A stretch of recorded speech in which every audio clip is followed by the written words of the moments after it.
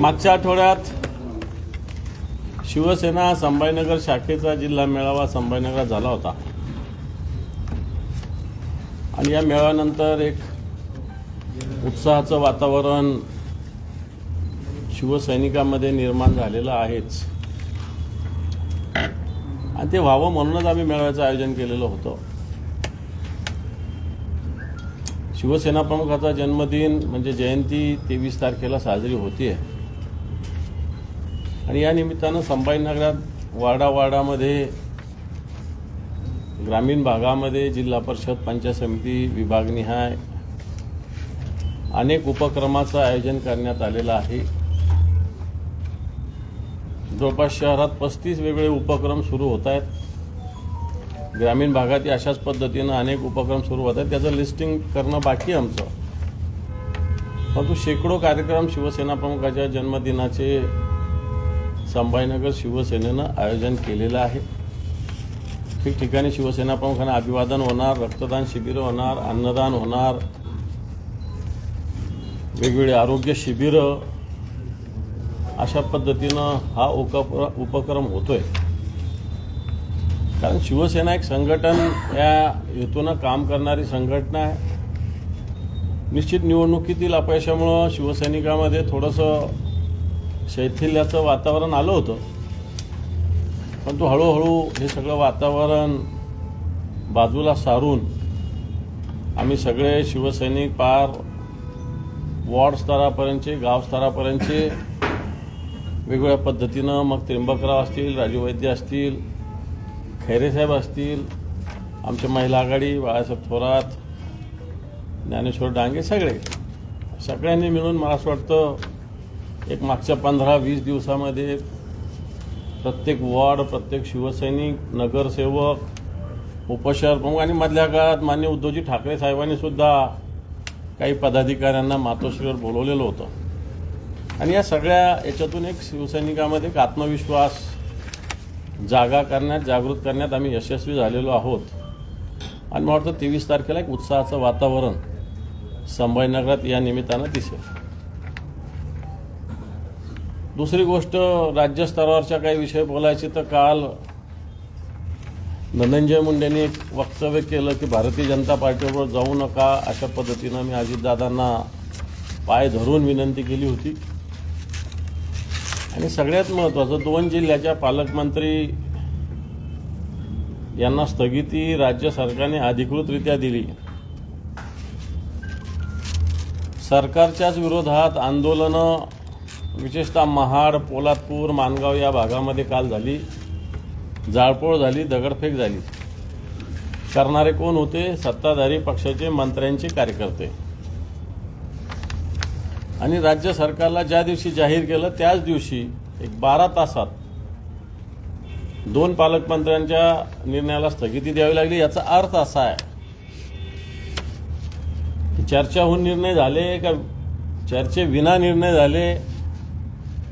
जर चर्चा होऊन निर्णय झाले असतील तर स्थगिती द्यायचं कारण नव्हतं आणि चर्चेविना निर्णय झाले याचा अर्थ बाकीच्यांना कोणाला विश्वासात घेतलं जात नाही, अशा प्रकारची स्थिती आहे आणि म्हणून अशा पद्धतीनं या सगळ्या गोष्टी घडतात।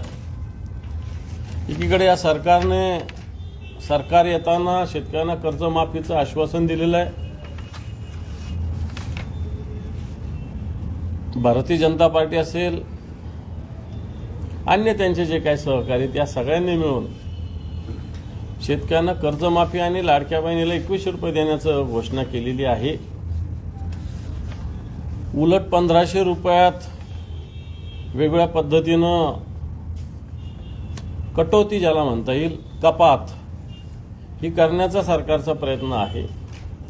2100 रुपये करण्याचं तर दूरच, पण तो कपात करण्याच्या दिशेनं सरकार पावलं उचलतंय।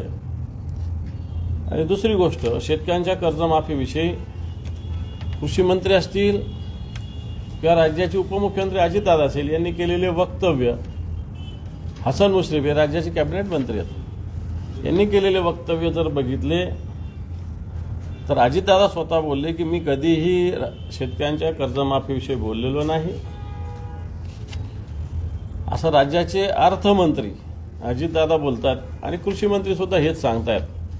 आपण सरकारने कशा पद्धतीनं फसवून, या सरकारने जनतेला फसवून मतं घेतली वाटतं, याचं सुद्धा उदाहरण आपल्यासमोर येत आहे. काल नंदुरबार सारख्या ठिकाणी सुद्धा दगडफेक झालेली आहे. मला असं वाटतं की अशांतता सगळीकडे समाजामध्ये, हे सरकार आल्यावर कोणत्याही जनतेला याचा आनंद नाही, सोयरसूतक नाही, समाधान नाही, उलट एक अशांतता सगळीकडे निर्माण झालेली आहे. नंदुरबारची दगडफेक हेच याच्यातून प्रदर्शित करतात की सरकार कुचकामी ठरत आहे. सैफ अली खानचे आरोपी पकडण्यासाठी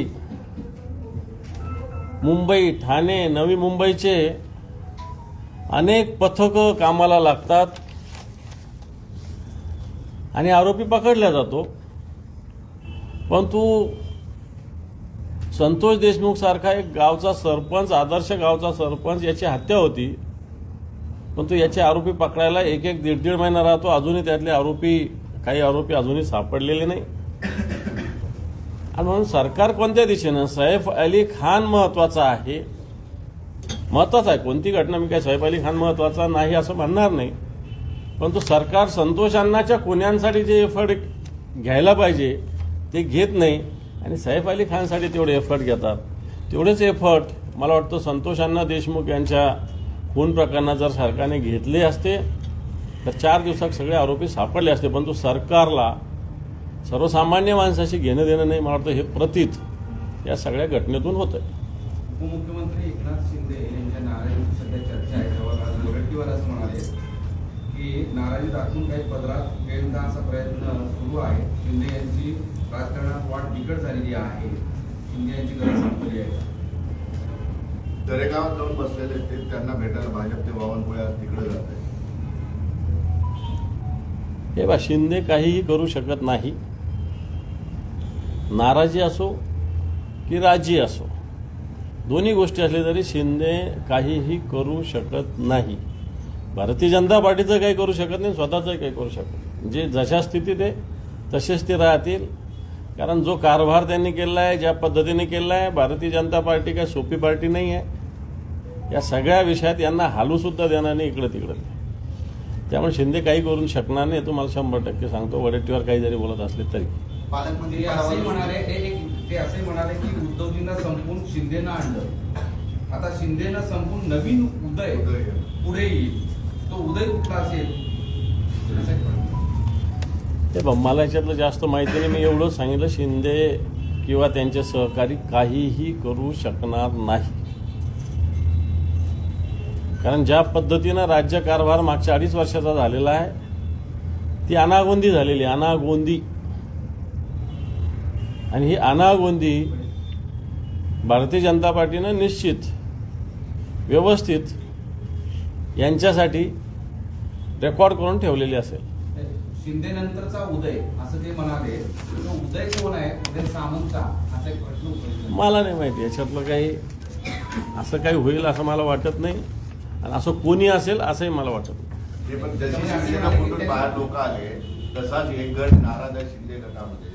तो भाजपच्या बद्दल तोंड उघडायला तयार नाही, भाजपसोबत जुळून घेतोय.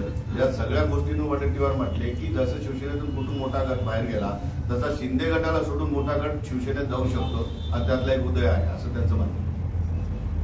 मला तरी याची पूर्ण माहिती नाही. पण आमदारामध्ये नुसत्या शिंदे गटाच्या नाही तर भारतीय जनता पार्टीच्या आमदारामध्ये सुद्धा अशांतता आहे. मग कारण भारतीय जनता पार्टीच्या सुद्धा या सगळ्या लोकांना जे अशा पद्धतीने देतात आणि भारतीय जनता पार्टीच्या बेस लोकांना विचारलं जात नाही, त्याच्यामुळे भारतीय जनता पार्टीमध्ये सुद्धा अशाच पद्धतीनं नाराजी. नाही दादा, विषय त्यांनी असं केलं आहे की उद्याचा शिवसेनेचा नवा उदय तुम्हाला दिसेल आणि ते नाकारता येणार नाही. कारण काही उदय दोन्ही डबल्या मारून हात मारून आहे, संबंध चांगले ठेवून उद्याच्या उदयासाठी ते आहे. त्याच्यामुळं कोण हे पहा, आज एकनाथ शिंदेचा गट काय फार भारतीय जनता पार्टीपेक्षा वेगळा आहे असं समजायची गरज नाही. भारतीय जनता पार्टीच आहे ते काय भारतीय जनता पार्टीची शिवसेना म्हणून नाही. शिवसेना सारखी असते तर वेगळ्या पद्धतीनं काम केलं असतं.